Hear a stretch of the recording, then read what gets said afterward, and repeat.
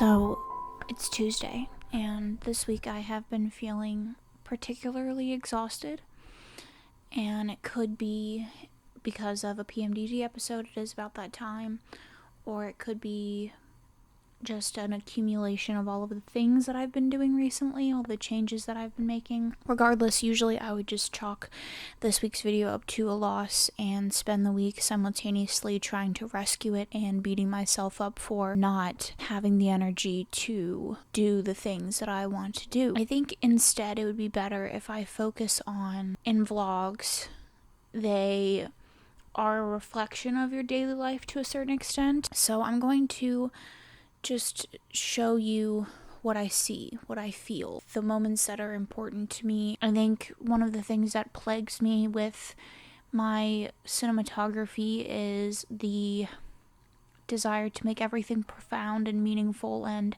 have every video, everything that I create mean something or have some huge impact. And I think there's something to be said for the impact of living and showing your everyday life, and not every moment, not every thought, not every week in your life is this amazing grand thing. Normalizing that not everybody's life is wild and crazy. So I'm just gonna not have any plans for the week. We're gonna go with the flow and we're gonna see where the week takes us. But let's talk about what I'm reading while we're here, shall we? Tay and Daniel Latte, 4 months. I picked up in May. It's really, my brain is starting to feel a little weird. We're not off to a great start, but you know what? We win second, so we're still here.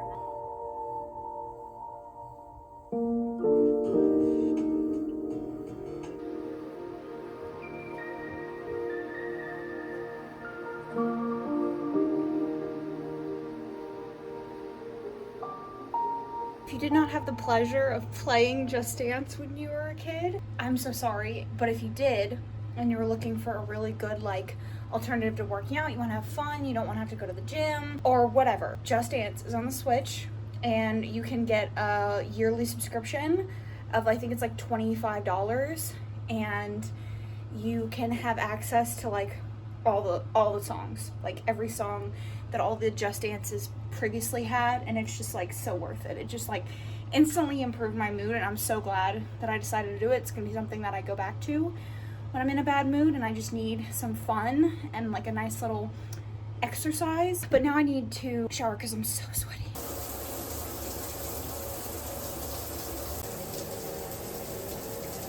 Okay, now that my mood has dramatically improved, it's time to tackle this huge pile of laundry, and I'm gonna watch some Allison Pages while I do it, which reminds me of something that I want to talk about, but let's do the laundry first.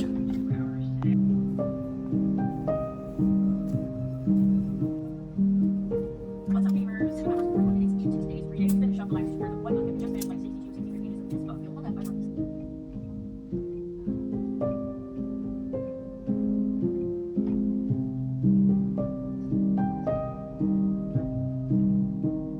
Happy Thursday, friends. Honestly, this week has just flown by and I couldn't tell you a single thing that I did. My partner moved to a new schedule. He was doing 4 12s, which means that he worked 4 days a week for 12 hours. Alternating weeks, sometimes you do 4 days, sometimes you do 3, depending. 4 or 2, whatever. But he moved to a new schedule where he works 4 10s Monday through Thursday.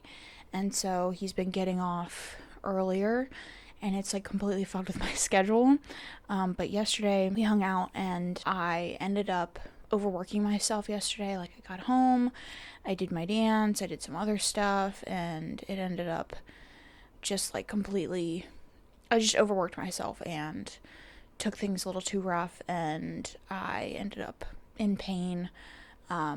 Partially, I think, because my period's coming up, partially because of my surgery, I think. So today I'm just feeling very, vulnerable and tender and a little bit melancholy. I tend to just want to hide away when I'm in pain. I don't like pushing myself through it. I'm not one of those people. I will listen to my body and try to be as nice to myself as I can be. So I'm feeling a little bit better. However, I'm still not feeling like 100%. Today is going to be go to work, do as little at work as I possibly can, come home and hang out and relax. I ended up finishing The Fine Print yesterday. I've been reading this since about last week. I like reading these really popular romance series, because I like to know what people see in them and I want to be part of the conversation. But kind of like with the Twisted series, I just have so many problems. Different problems than what I have with this series, but I have tried to read the second and third book in this series, and so I was like, you know what, let me give them a new shot. I've taken a break from romance and I'm going back into romance with a different mindset than I had previously, so let me give them a shot and see how I feel.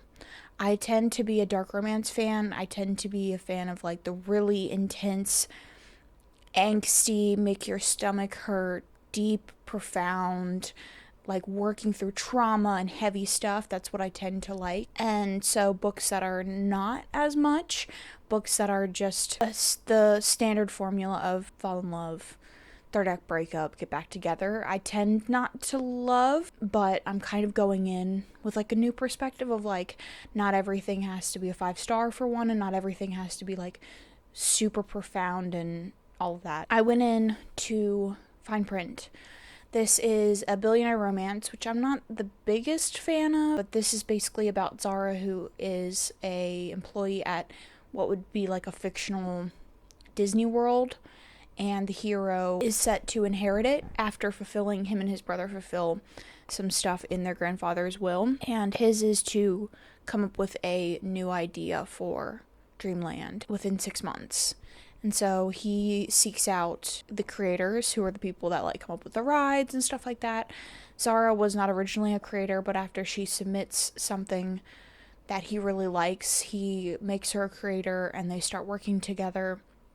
He assumes the identity of someone else to get close to her and kind of make her feel comfortable, but also like he fears for the manipulations that people use against him for his status and his money and stuff. So he kind of assumes this identity to have an honest relationship with her. As himself, they have kind of an antagonistic but very like sexually charged relationship, and then as this other person, it's more raw and meaningful and authentic, and they can talk about their lives and the things they like and all that kind of stuff. I liked it to begin with, and then right around the 60-ish% mark, when they finally have sex, I realized how little chemistry I actually feel between them. With slower burn stories where they don't have sex for the first time until like the 60-70% mark, I usually by that time I'm like really feeling it. I really want those like touches. I really want those kisses, and I really feel them. And when they got to the sex, I was just like, fine. I'm not like a sex scene person. I don't love sex scenes. I tend to skip them. I'll read the first one and skip the rest if there are more than one, because they just aren't like the best part of the romance for me. But that first one, after a slow burn, I usually am like jonesing for. Like, I want to read about them giving into their feelings for each other. And I just didn't feel that here. And I thought I would, which is why I say that I liked the first portion. And once that happened, I was like, oh yeah, I feel absolutely nothing for them. And so beyond that, I just didn't really care. Didn't care about the conflict, didn't care about any of it. So I did end up giving a 3-star. I don't know if I'm going to continue the series, to be entirely honest. Given that I've tried the other ones and had very similar feelings, I think I might just skip.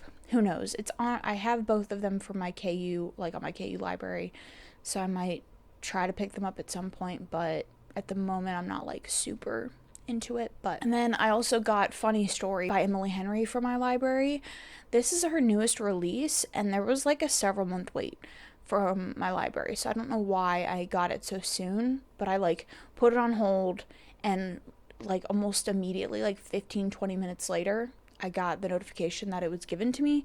I don't know if my library just like got a bunch of copies or what, but This is Emily Henry's newest release. I have sort of a love-hate relationship with Emily Henry's books. There are some that I really, really love, like Happy Place and People We Meet on Vacation.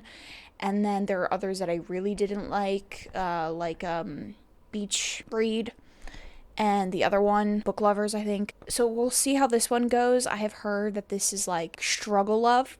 So we'll see how I feel about that. I think Emily Henry is really good at writing really real romances in a non-grand and sweeping way, which I really appreciate. Obviously, I love my grand sweeping romances. I love my declarations of love.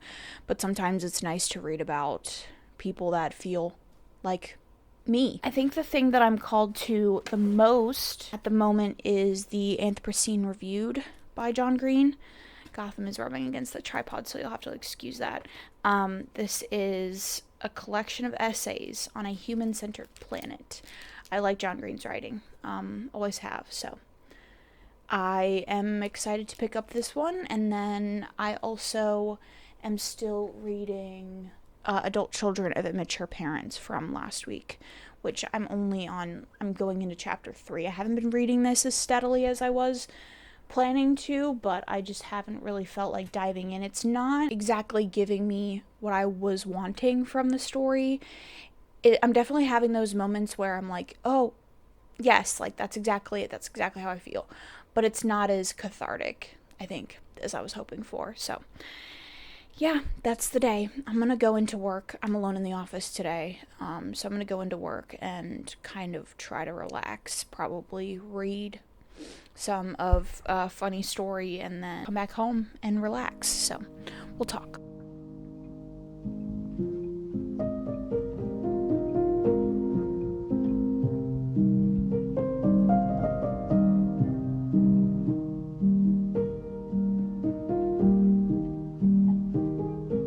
For women, you might see later teens to later different parts. So this is a habit tracker that I got from Allie at Allison Pages from her Patreon. I have a list of habits that I want to track and get better about doing. Some simple things like brush teeth and shower are really hard for me. Hygiene and autism is a thing. And then the rest is just stuff that I want to make sure that I'm doing every day or once a week or whatever. And then we're doing a little rainbow. So there's definitely tasks that I need to focus on doing more, whereas other things I consistently do. And I actually wanted to talk about that because I joined Allie's Patreon and her Discord. I joined her Patreon a long time ago, and I never really did anything with it. She's one of my favorite creators, and I decided that I wanted to get more involved in the community. And so I joined the Discord and I actually talked in it, which I'm very proud of. That's not something that I've ever really been comfortable doing, and it's kind of my first time doing something like that, like joining a community and just leaning into it and talking in it. And it's made me feel really good, and it's made me feel supported, and I'm very, very glad that I did it. And it's also made me think about wanting to do something similar for my community. And I don't want to necessarily do a Patreon, but I would want to do a Discord server. So if that's something that you guys are interested in, maybe we could do like a little book club section. Maybe we have little sections that we can talk about and talk to each other throughout the day. If that's something you're interested in, I would love to know, because that's something that I'm interested in doing. So yeah, I'm really proud of myself for joining the community, actually talking in it, actually participating, and it's opened up my mind to connecting with people in other ways. And I just am very happy about that and proud of myself for doing that. So I wanted to talk about that. And yeah, if you're interested in joining a Discord for our community, for my community, whatever, let me know down in the comments. That would be so helpful. I am 114 pages into the Anthropocene Reviewed by John Green, and I'm really liking this. A very unique and great blend of hopefulness and hopelessness. Each essay focuses on different things, from space to climate change to Dr. Pepper to various different topics that all have to do with human experience. Humans affecting the environment that we live in, the future of humans, past, things in history that have changed, various different stories, just a plethora of different topics, all centered around human impact. And John Green captures the hopelessness of being an individual while capturing also the hopefulness of being connected humans, being a species together, a species that values connectedness and innovation and survival and all of the things that make humans so resilient, but also so full of love, so willing to connect. And so it has this very comforting brand of contradictions that I'm really liking. In the opening chapter, towards the end, at the end of his life, the great picture book author and illustrator Maurice Sendak said on the NPR show Fresh Air, "I cry a lot because I miss people. I cry a lot because they die and I can't stop them. They leave me and I love them more." He said, "I'm finding out as I'm aging that I'm in love with the world. It has taken me all my life up to now to fall in love with the world, but I've started to feel it the last couple of years. To fall in love with the world isn't to ignore or overlook suffering, both human and otherwise. For me, anyway, to fall in love with the world is to look up at the night sky and feel your mind swim before the beauty and the distance of the stars. It is to hold your children while they cry, to watch as the sycamore trees leaf out in June. When my breastbone starts to hurt and my throat tightens and tears well in my eyes, I want to look away from feeling. I want to deflect with irony or anything else that will keep me from feeling directly. We all know how loving ends, but I want to fall in love with the world anyway, to let it crack me open. I want to feel what there is to feel while I am here." Sendak ended the interview with the last words he ever said in public: "Live your life, live your life, live your life. Here is my attempt to do so." That whole little paragraph perfectly captures the feeling of this essay collection. And then there is another section, a couple of chapters prior to what I just read. It is part of the Sunsets essay, and it is, "He would roll over onto his back and present his soft belly. I always marveled at the courage of that, his ability to be so absolutely vulnerable to us. He offered us the place ribs don't protect, trusting that we weren't going to bite or stab him. It's hard to trust the world like that, to show it your belly. There's something deep within me, something intensely fragile that is terrified of turning itself to the world. I'm scared to even write this down because I worry that having confessed this fragility, you now know where to punch. I know that if I'm hit where I'm earnest, I will never recover. It can sometimes feel like loving that beauty that surrounds us is somehow disrespectful to the many horrors that also surround us. But mostly, I think I'm just scared that if I show the world my belly, it will devour me. And so I wear the armor of cynicism and hide behind the great walls of irony and only glimpse beauty with my back to it through the clawed glass. But I want to be earnest, even if it's embarrassing. The photographer Alec Soth said, to me, the beautiful thing is vulnerability. I would go a step further and argue that you cannot see the beauty, which is enough, unless you make yourself vulnerable to it." And it has these like essays, just some of them I am like, oh, okay, cool. And then some of them, they just hit, and I'm hoping to finish it today.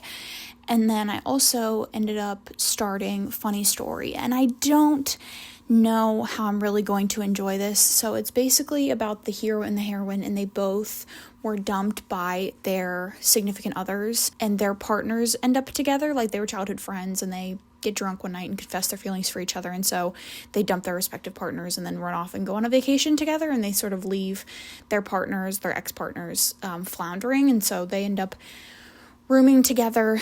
And yeah, I'm like 11% in, and I'm not loving it. Emily Henry has sort of this like melancholy feeling to her writing, and it's not working in this instance, and I'm not liking where the story is going. I'm going to continue to read it just to give it a shot since I'm only 11% in, but I'm not loving it so far. but I'm going to try to finish this today and then get into some other stuff, but I'm really, really, really enjoying this. I obviously won't rate it because I don't rate nonfiction, but this is incredibly strong. If you've considered reading this, if you've liked John Green's work previously, I would highly recommend picking it up. It doesn't feel like any of his fiction work, but it still has that like John Green feeling, which I don't know how to put into words, but if you read something by him before, I'm sure you're aware.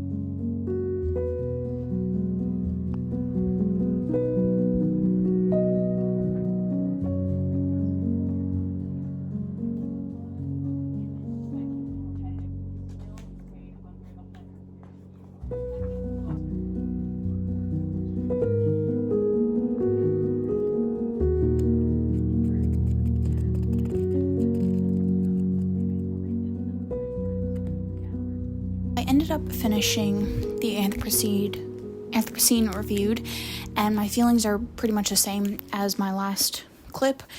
Good insights, hopeful, but a little bit melancholy, and it was a good nonfiction book. I would like to read Turtles All the Way Down, and I would be willing to read more from John Green.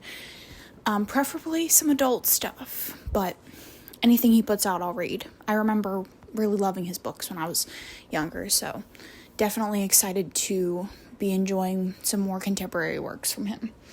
And then I also ended up finishing Adult Children of Emotionally Immature Parents, How to Heal from Distant, Rejecting, or Self-Involved Parents. I was sort of taking this slow. I was doing a chapter at a time, but this wasn't quite as cathartic as I was anticipating. It was more self-helpy, I guess, than I was looking for, which does make sense because this is basically a self-help book, but I wanted it to be more of like an aha moment for me, and there were some moments, but it wasn't too emotional.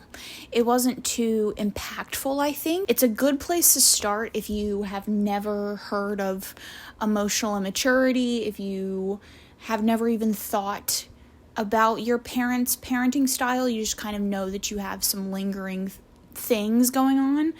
If you might be guessing about the impacts that your childhood had on you, I think it's good. When we get into the section about help, is where it loses me, and that's the similar issue that I had with Unmasking Autism.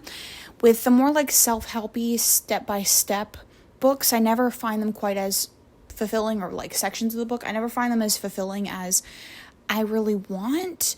And a lot of the help section was just like stories and not actionable items, which I think is what I'm looking for. And I also had the same issue in Unmasking Autism, the like self-help portion of like, how do I take in this information and then do something with it. They didn't have really actionable things. It was just like concepts that you were sort of figuring out yourself. And it's a lot of things that I have been and continue to work through in therapy. And so I think without therapy, this would not be a good enough resource. There are some exercises in it that I'm interested in doing, and I would definitely revisit portions of this later in life, especially the section on identifying emotionally mature people, because that can be tough. And so there are portions of it that are helpful. There are moments of it that I had like, aha, that makes a lot of sense. But it wasn't groundbreaking Not that it necessarily needed to be, but if you are curious about emotional immaturity, if you have some lingering things that you might want to look into from your childhood, then I would recommend this, but it wasn't something that I'm gonna like rave about as like a nonfiction book that I think everybody should pick up. And then I tried to pick up some other stuff. I tried to read some romance and I just wasn't in the mood. And so I decided to look up some thrillers from my library because I'm feeling something different, something completely different than the romances or the fantasies or the literary fictions that I've been trying to read. And so I found what was available on Libby, and I picked up a couple of books. So the first thing I think I'm going to try, I'm already trying it, is Killjoy. This is the prequel novella in the A Good Girl's Guide to Murder series, one of my favorite thriller mystery series. This is a prequel happening before the events of the first one, and Pip, who is the main character in the series, gets invited to a murder mystery party, and we are just seeing her using her galaxy brain to figure out a murder mystery. I am 22 pages in. It's only 157 pages, so it shouldn't take me that long to finish it. We are just now getting into it. It's pretty interesting. She has been given a card in the beginning of like her alibi, her character, and kind of all of that, and we'll see where it goes from there, what liberties her character takes and all of that kind of stuff, and how she figures out the murder. But it's fun, and I'm looking for something a little bit different. We'll probably talk again when I'm done with this later on tonight, and I'll tell you all of my thoughts. I'm sure I'm going to enjoy it. I'm flying through it so far and enjoying it. I love Holly Jackson's writing, so yep.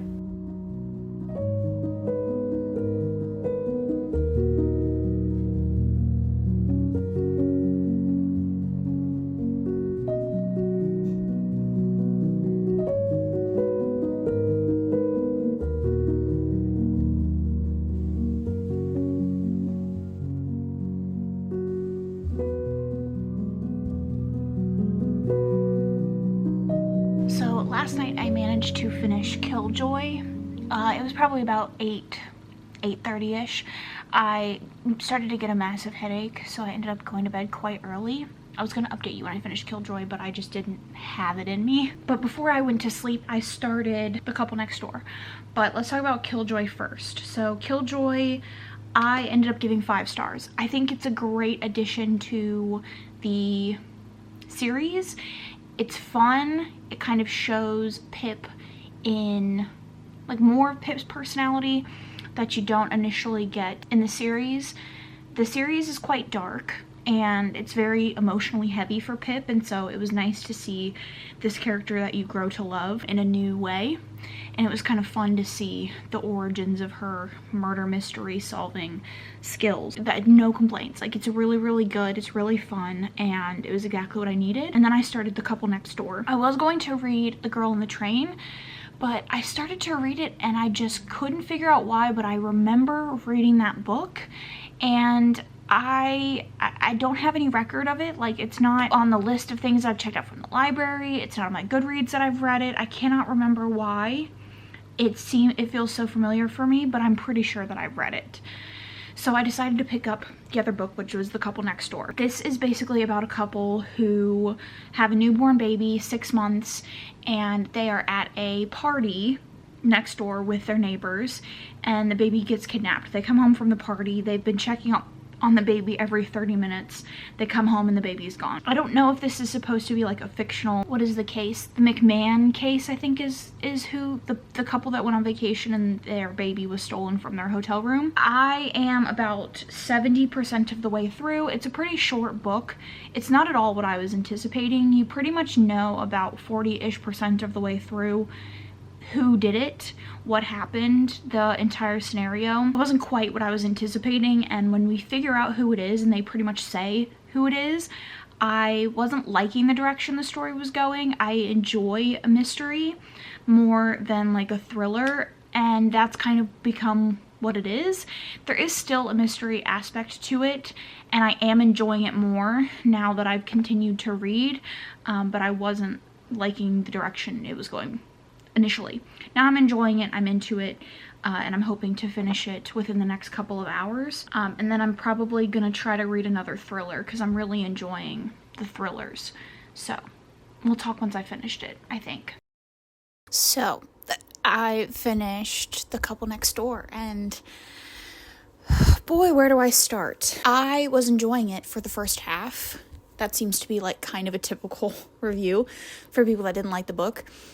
And then about halfway through, it really lost it. It was doing too much, first of all. It was doing too much while simultaneously being a complete mess. And I was going to give it like a solid 3-star. It's like a pretty standard thriller. I feel like it's not, aside from the plot holes, the glaring plot holes, it's not terrible. If a little unrealistic as thrillers tend to be, but it wasn't bad. And then the very end of the book absolutely tanked my opinion of it. One of my biggest pet peeves, and I think a lot of people can agree, is when mental illness is used as a plot device. I thought that this story was going to kind of subvert some of the typical mental illness tropes that thrillers tend to use, and I was excited, but it just completely failed with the ending. And I'm honestly a little bit mad with the way that the author decided to use the conclusion, use a twist, use mental illness. The main character, the wife, has been diagnosed with several things, and the author uses them to a certain extent in what I feel like is a icky but not totally reprehensible way. They just completely go off the rails with it at the end, and yeah. So it was a 2-star for sure. Not a fan. Which is crazy because I have read 2 other books by this author and really, really liked one, and I found the other one to be kind of mediocre. And so then I decided to pick up Golden Spoon, the Golden something like that. This is a cozy mystery, which I actually found out by reading some reviews, which I'm happy that I did because it seems like the marketing for this was a little bit off. I didn't know anything going in. I just clicked on it, and the first line was like something along the lines of like an Agatha Christie mixed with a Great British Bake Off, which to me would scream a cozy mystery or cozy whatever. But anyways, this seems to be a cozy mystery set around a TV show like the Great British Bake Off. In the prologue, we have a pretty interesting start. The woman that owns the property that the show is filmed on, there's a storm happening, and she discovers something tied to the roof of a tent, but we don't know for sure that it's a body. We never get confirmation that it's a body 100%. We just see her see a lot of blood, and then it cuts away. So we don't necessarily know that this is a murder mystery. We just know that it's a mystery. And then we jump right into the story of all of our characters being introduced, all the contestants and stuff like that. So I'm enjoying the writing so far. I'm not very far in, so obviously I don't have any like huge opinions on it, but I'm liking it. And I'm liking thrillers right now. I feel like I get into these moods with reading where I'll get hard stuck on a genre, and then I always use thrillers or mysteries as kind of a way to like shake things up, and then I always go back to my other genres. I like remember that mysteries and thrillers are a thing, and then I get excited and read a bunch of them, and then I'm like, yeah, no, I'm good on this genre for a while. I'm enjoying the reading experience. I want to continue to read. I don't really have any like other things that I want to be doing at the moment. My partner is doing a card tournament for the weekend, so we don't have any big plans. So I'm gonna just be reading and enjoying myself and taking it one book at a time. Who knows if I'll read a thriller after this one? It depends on how this one goes. Honestly, I really want like a really good mystery, not even a thriller, a good mystery. That the Killjoy book just like scratched something in my brain that I want to lean into. So I might try to find like a good mystery, maybe look up some YouTube videos of some recommendation videos and pick up a mystery.